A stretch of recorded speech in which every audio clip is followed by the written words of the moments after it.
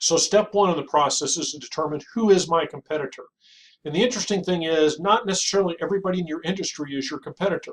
Let me give you an example of that. You have the Golden Corral, which serves steak, seafood, lots of things like that with its buffet format. And then you have Ruth Chris Steakhouse, which is a steakhouse that serves steaks and fish, those sorts of things. Are those two companies competitors? Well, obviously, I don't think they are. And an easy way to get at that question, and this is the graphic on the slide uses the auto industry. Are they competing over the same customers, or are they competing over the same resources to make things happen? Is somebody going to decide, well, let's just put it bluntly, most people that go to eat at Ruth Chris Steakhouse are not going to give much consideration to eating in a Golden Corral. Likewise, what are the chances that somebody who's going to chef for Ruth Chris have on the fact that they chefed at Golden Corral? Maybe they would, but it would be like a direct competitive thing. They wouldn't be hiring away. And more specifically, Golden Corral probably isn't targeting Ruth Chris's servers to try to bring them in to the Golden Corral. The reason this is important is you have to decide who you're going to pay attention to, and very importantly, who you're not going to pay attention to. For example, Reed Hastings, the CEO of Netflix, once said that he really didn't consider YouTube a competitor.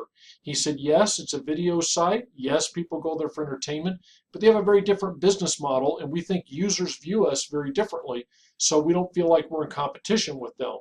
So this idea of figuring out who's your competitor is very important. And then the next step, and this is a slide from another textbook, and it's the same textbook that is in the previous video where I've got all the copyright data along the bottom, that really asks some good questions. So I'm not going to go through these. I want you to read this, download this slide and read these things. These are, in fact, the questions you ask yourself when you're doing a competitor analysis. And now I'm going to up the ante a little bit. When you get into the BSG as a class, many of you know each other pretty well.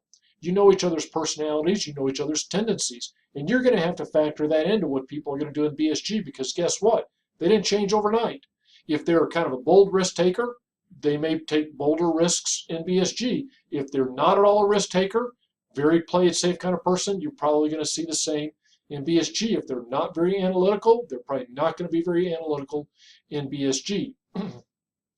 But this is a great set of considerations. And so the last topic I want you to consider is, how do you get your information? Obviously, it is a sliding scale of ethical considerations. So I wanted to take you from what are some easy yeses to some easy nos, and then discuss the gray areas in between. How about going and lifting a competitor's trash off of the street and sifting through it? Believe it or not, clearly legal, has been litigated many times. When something hits the public trash bin, even if you just pushed it out the edge of your street, that's your declaration says it's a-okay. Do companies dive each other's dumpsters? Yes, they do. How about talking to people's customers, other companies' customers and suppliers? Done all the time. Here's a question you want to ask yourself. If somebody talks to you about a rival of yours, for example, a supplier talks what that rival is doing, then you have to assume they're probably talking about your conversation with them as well. So you have to consider that into the information. Now, how about you go into people's stores and you price their products, you go on their website, you do deep dives. Again, perfectly legal. In fact, a lot of companies now spend a lot of time crawling their competitors' websites when they have prices on them, and you'll actually see price adjustments based on what competitors are doing on their web pages. Lots of examples of that.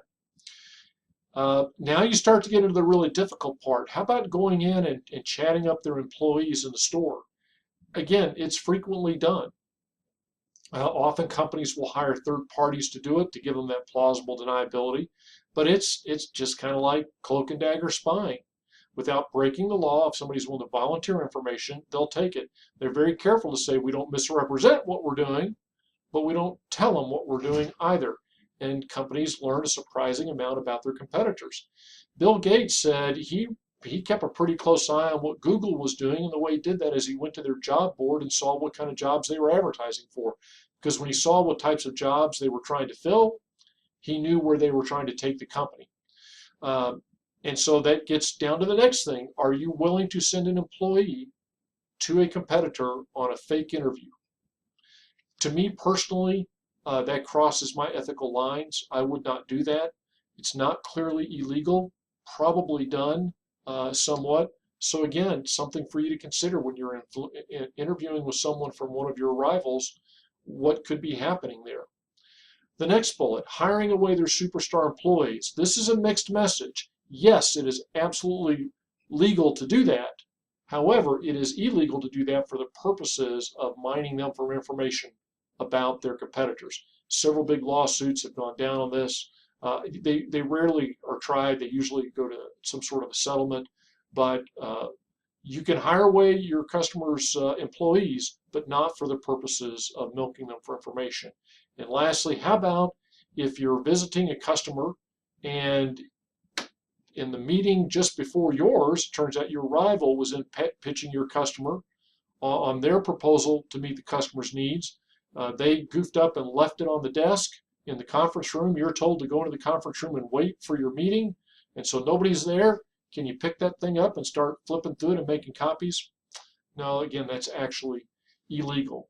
So this whole idea of competitive intelligence is going to make your skin crawl just a little bit to varying degrees, but companies do sometimes go to great lengths to try to find out what other people are up to. And again, closing this with BSG, you'll see I won't have you talk a lot about your strategy in front of a rival, and so I would be careful about sharing too much information about what you plan to do in BSG.